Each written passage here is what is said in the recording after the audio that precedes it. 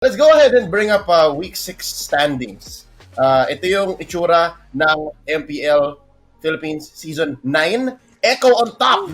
Grabe, ang lamang niya dun sa mga humahabol sa kanya. 4 points. Ganun kalupit ang Echo. And then TNCSR and RSG, neck and neck, 21 point. NXPE, isa lang ang lamang sa Onic. Nasurpresa talaga ako dito. I'm not sure what's going on with Onic, pero kumakapit sila. 15 points. Blacklist 11, tas the besties, OMG and Bren. Yeah. Nakakagulat to see that most of our teams na nag-champion din syempre overseas nandito sa ilalim, and I think that's the trend na since nung week number 2 nakikita na natin that they have their struggles, but we're so excited to see kung ano yung magiging outcome nila come second half na. Syempre we're in week 7 na, so malapit na rin ng magkaalaman talaga, and every game counts for these 3 teams. Blacklist, Omega, and Bren, since week 1 Since week 1, nandyan sila eh. Renmar, what's going on? Bakit kaya hindi sila makalabas? I don't know. Like, if the international tournament champion curse has been going on since week 2 or week 1, now it's been going on since like MPL Philippines Season 7. Like, it feels like parang nag-umpisa siya sa Bren. Then eventually, Omega struggled in S8 pero nakabawi sa latter half of the season. And now it's the M2 champs, MSC champs, M3 champs ang nagsa-struggle dito. And yeah, tama yung sinabi ni JM talaga, yung yung week 7 na to, sobrang crucial sa mga kung sino makakapasok sa playoffs o hindi. Because I'm sure we can talk more about it later, pero whatever happens by week 7, baka sa week 7 malalaman na natin kung sino yung hindi makakapasok sa playoffs. Maybe. There's still so many things that could happen. Week 7 parang confirm. I mean, not 100%. Yeah. But even now, makikita na natin kung ano yung posibleng mangyari. Ano yung more likely mangyari. Shoutouts to Omega nga pala, the Kings of C. So, yung old jersey ninyo. Pero, speaking of which, let's go ahead and throw it over to the recaps. Let's look at the series highlights and the results. Unang laban ng Week 6, RSG sweep ang Bren Esports. Oh my goodness, this match. I feel like it could have gone either way, especially in game number 2. And then in game number 1, actually, pagkatapos nung second to the last Lord Siege ng Bren, ng RSG, sabi ng Bren, hindi, lalabas kami ng base, hindi lang kami maghihintay dito. So akala natin, baka may makukuha sila kasi na-pick off, nakuha sila ng mga kill. But RSG, man, this was a dominating performance. Aqua coming back, rather, paired up with Light. So yung Franco Eudora combo nila. Tapos si Kenji at saka si Kosei. And Kosei, by the way, this series, ito yung kung marksman main ka, Beatrix main ka, sobrang saya mo kung nalaro mo yung laro ni Kosei. Because Kenji and Light, grabe, just did everything para maka-free hit lang si Kosei. And I think it was a surprise. Na rin, na parang shuffle of roster. Feeling ko hindi siya napaghandaan. Probably for Bren going up against Light, with Kosei, and then syempre ni Kenji. So, it was a good strategy for RSG though, na pwede nilang magamit coming out of group stage and going into playoffs. Kasi, kita nyo naman, galawan pa lang ni Light, and then to couple it with Kosei na tagang partner niya since TNC days, may jive talaga. And importante din kasi yun sa laban. Yeah. It's not just TNC days. Work Oster Force days pa. Work Oster Force. Lampas 2 season, lampas 1 taon na magkasama tong dalawang to. They never left each other's sides. So I think malaking bagay yun. Malaking buff. Kasi pati yung galaw ni Light eh. Mapapansin mo, may swagger siya eh. Parang kasama ko ulit si Clarence. Let's go. So I'm super happy. That was a great result. But for Bren, I don't know. I think, spoiler alert, nakabawi sila. So we'll go into that day 2. Pero ang susunod na laban dito, Blacklist, NXP. Ito yung crazy dito Nanalo yung Blacklist. First time nila ilabas ulit si Uncle Eson. Nanalo sila, tapos, ayan. Ay. Ba't kayo natawa sa entrance ng NXP, ha? Bakit? Yung game. Intense yung game. Yung game pala. Yung game. Okay, sige. Masaya yung intensity nung laro. Yeah, well, and this was an intense series. Yeah, I think it's a good series though. And Feeling ko meta na to ni Uncle Eson for me. So, kaya nandito na rin siya with the tank. Pag-uusapan natin siya mamaya, no? Seeing this new tank meta, I think this will fit Eson well, and what a way, di ba, for us to have this kind of meta. Baka ito pa yung maging susi ng Blacklist in order for them to enter the playoffs. Kasi, who knows, di ba? Ang daming tanks na pwedeng gamitin ni Eson, and most of them are buffed during this meta. So, we're excited to see how paano siya gagana dito sa laban natin. Yeah, Oh. this series was, man, Renjay played Jawhead all 3 games. Game 1, it didn't go so well. Kasi sa game number 1, sobrang dominante talaga ng Blacklist doon. Edward of the Benedetta getting MVP. 2 beses niya na solo kill si MP the King. And then paired up with Oheb's Ruby in the gold lane. Ang ganda ng rotation ng Blacklist ng game 1. Parang non-stop sila. Parang nagmamadali yung Blacklist eh. And then NXP parang hindi na sila makahinga sa game 1. Game number 2 naman, it was highlighted for me si El Pizzo and Renny J, the Farsa and then the Jawhead working together. Grabe mag-pick off. But then, si MP the King nakuha ng MVP. Yung Karina niya, parang nilaro niyang Lancelot. Na-maximize niya yung reset ng ulti niya ilang beses na akala mo Lancelot talaga nilalaro niya eh. Tapos yung game 3 naman, feeling ko, since NXP, nag-Jawhead Farsa ulit. Of course, momentum, understandable kung bakit nila na-pick yun or pinik ulit. I think prio pick nga yung Jawhead ni Renny J. Pero sa game 3, ready na mag-respond yung Blacklist. Napaikot nila yung laban at saka yung series. And yeah, they ended up taking it 2-1.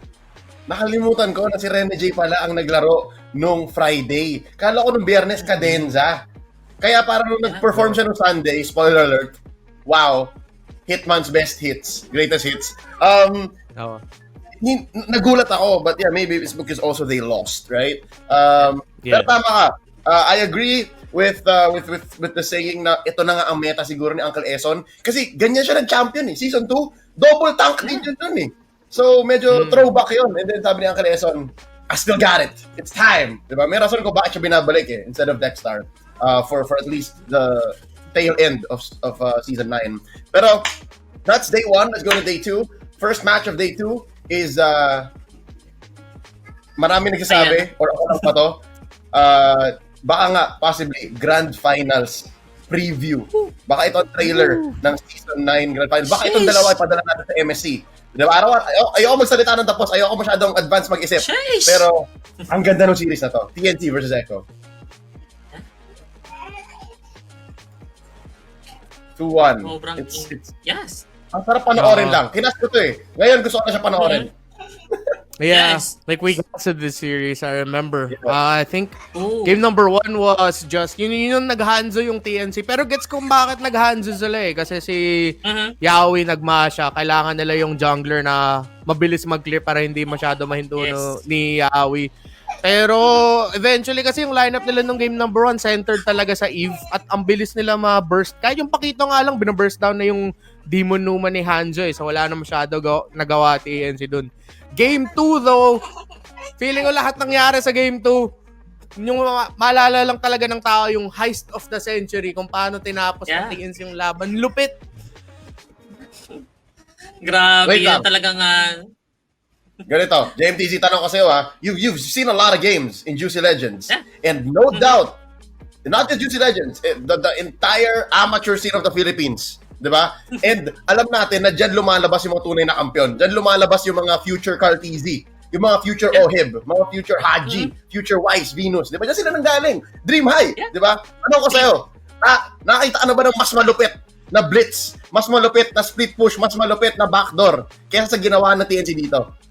Ayan, sakto na tanong nyo, no? Finals ng Juicy Legends 2022 Q1. That is between Monster Anarchy and then RBC. Toshi. It was Toshi who did that blitz. Yeah, I recommend you to watch that. That's game number 2.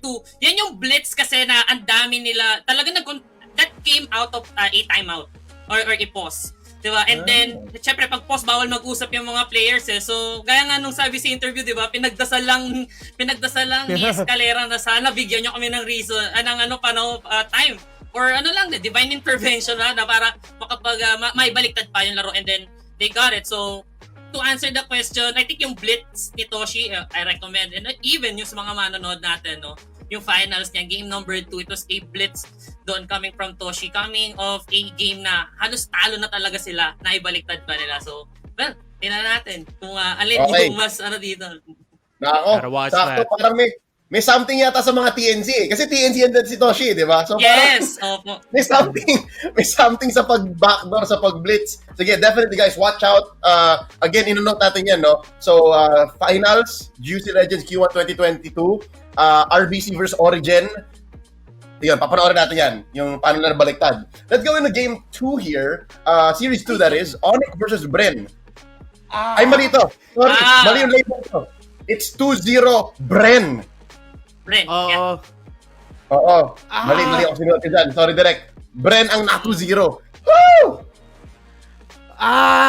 Yung game na to, di ko makakalimutan. Pinanood natin to nasa talent area lang tayo nung panon na to, yun, nalala ko eh. And oh my God, dude. Kasi most of the game na talaga, it was controlled by Onyx. Hindi lang talaga nila matapos. Kudos din naman kasi sa Bren Esports. With their Hilda at saka their Matilda. Umabot sa point na parang narinig mo yung sinasabi nila o iniisip nila, guys, hanapin na lang natin si Marky para hindi nila matapos yung laban na to. Umabot sa ganitong point.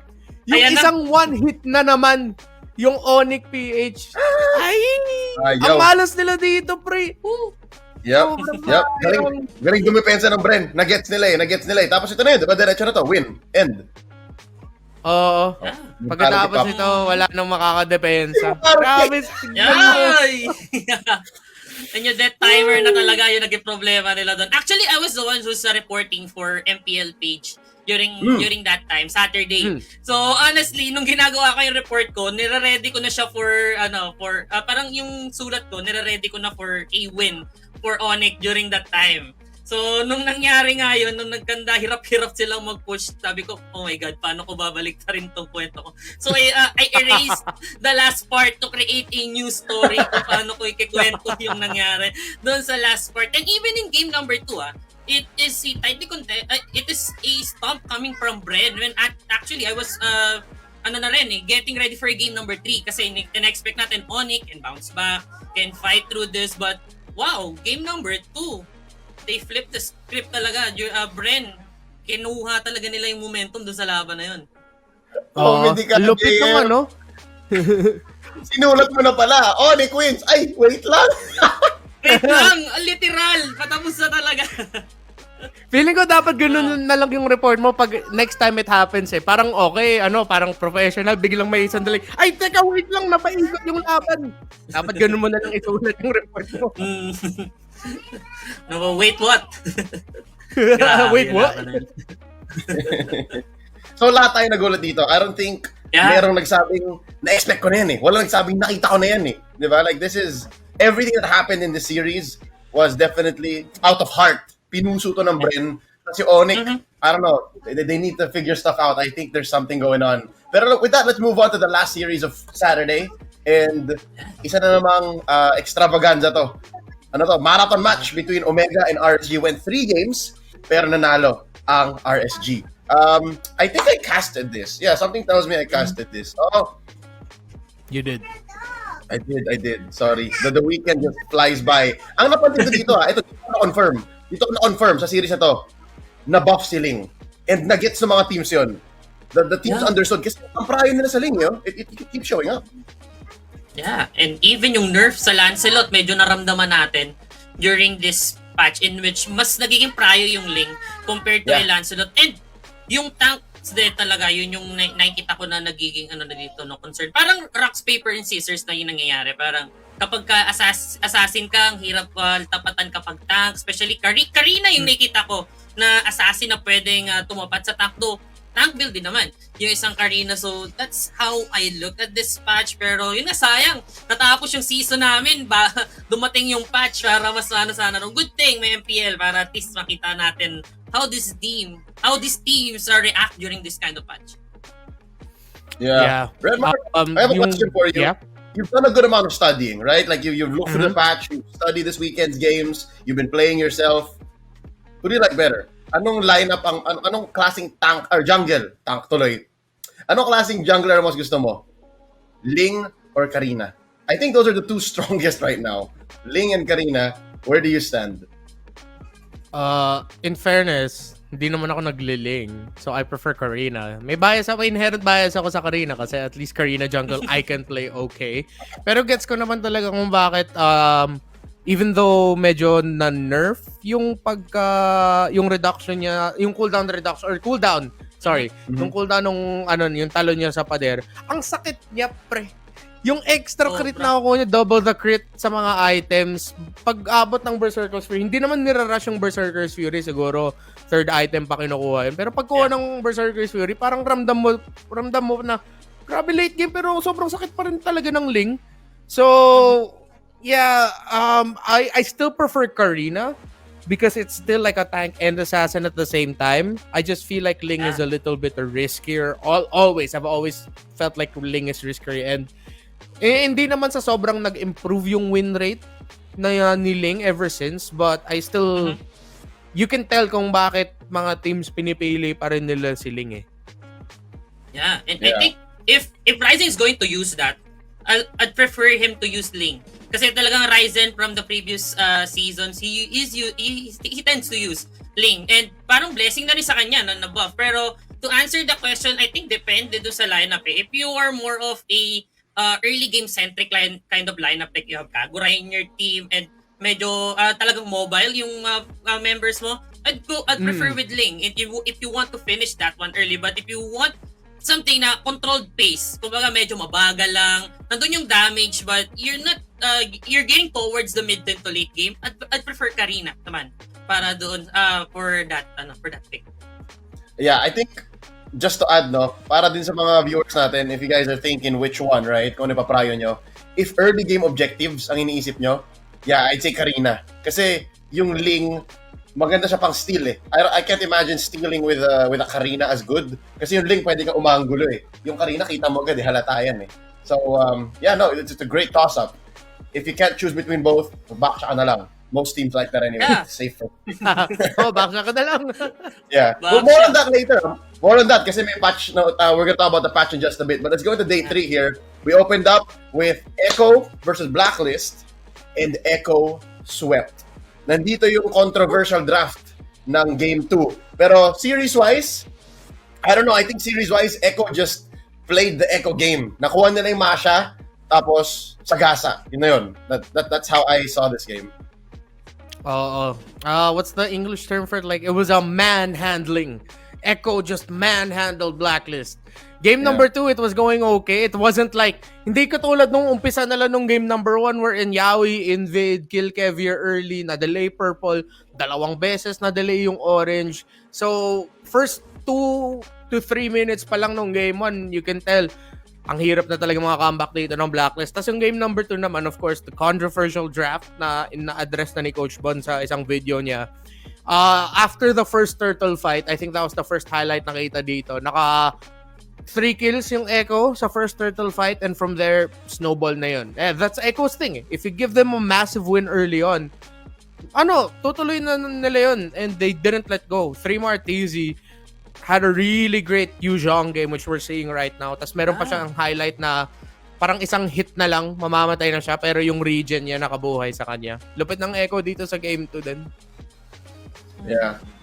Echo, dito pre-move na Echo na kahit na bagong meta, kahit pakitaan nyo kami ng kakaiba, we know our way in. We get it.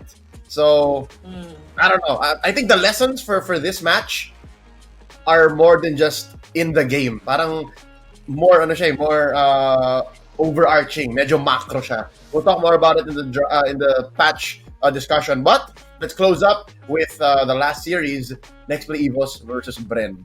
Wala. Back to reality yung Bren dito. Kasi Next Play Evos, Hitman's greatest hits. Grabe.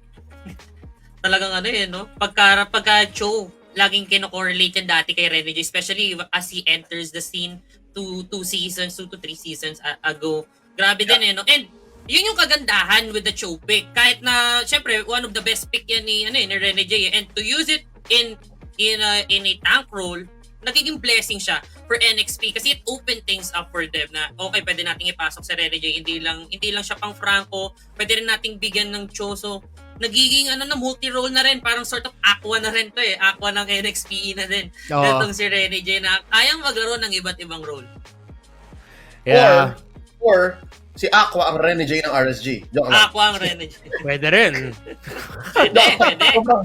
Sobrang halatang hitman stun ako. But yeah, no, Renmar, you're saying.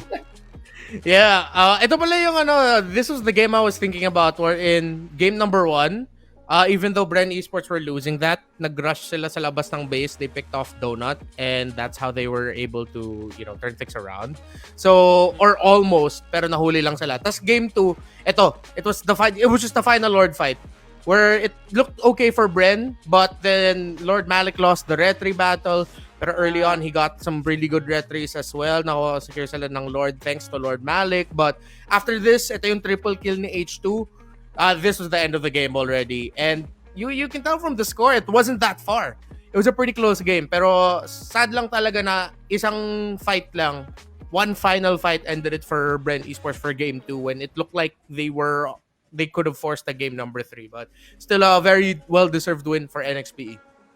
Yeah. Second game yata yung may gold lane Uranus. As much as I'm a fan of that, wala eh. NXPE may flow sila eh. Meron silang momentum. At your service, my name is Leo. Thank you for watching this recall segment. If you want to see more, click like and subscribe to Covenry.